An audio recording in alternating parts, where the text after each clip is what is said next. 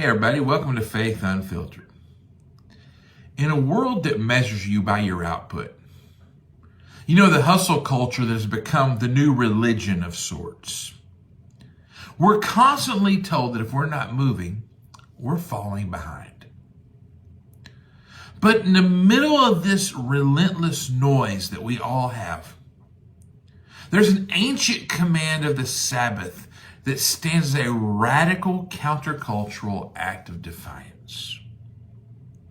See, the origin of the Sabbath isn't found in a list of rules like we think it might be, but in the rhythm of creation.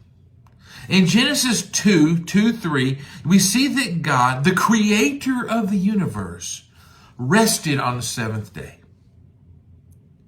Now, the Hebrew word for rest is Shabbat, which literally means to cease or to stop. See, God didn't stop because he was exhausted, my friends. He stopped to savor what he had made. See, when we ignore the Sabbath, we aren't just working hard. We're functionally saying that the world will fall apart if we're not the ones holding it together. In effect, we are playing God. So why did God command the Sabbath? See, the Sabbath, my friends, is a gift, not a burden. It serves two primary purposes, though. The first is trust. It is a weekly confession that God is the provider, not our labor. See, when we stop to acknowledge that the world continues to spin even when our hands aren't on the wheel, it changes things. The other one is remembrance. In Deuteronomy 5:15, God links the Sabbath to the Exodus. This is where God tells Israel to rest because they were once slaves in Egypt. They were forced to work without end. And the Sabbath is a simple reminder that in Christ, we are no longer slaves to our production. We are children of God. See, the Greek perspective here is found in the New Testament. The author of Hebrews speaks of Sabbath rest that remains for the people of God. In Hebrews 4:9, it's still here for me and you. And the Greek word they use here is katapasis, which implies a setting down or a repose. This isn't just about sleeping in on a Saturday, my friends.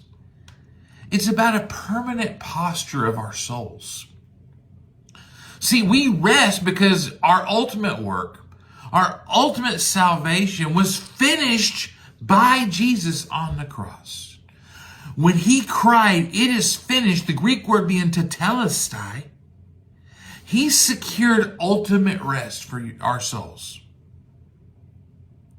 Our work now flows from that rest, not for that rest.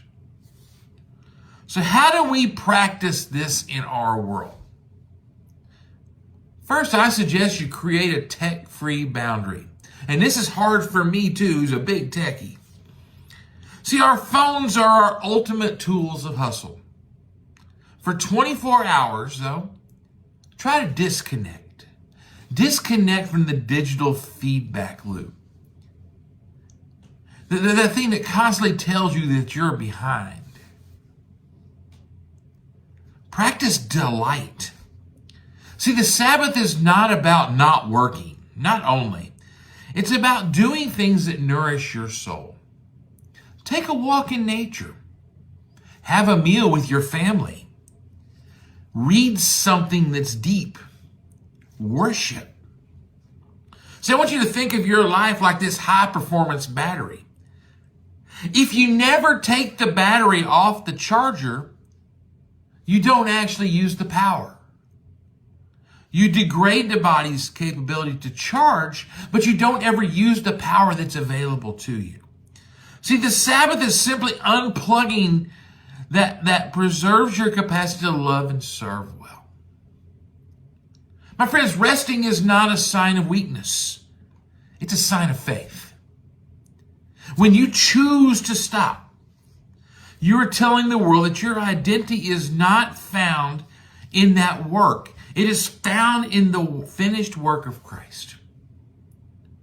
Not your latest project, not your paycheck. So this week, I challenge you, dare to be unproductive. Dare to trust.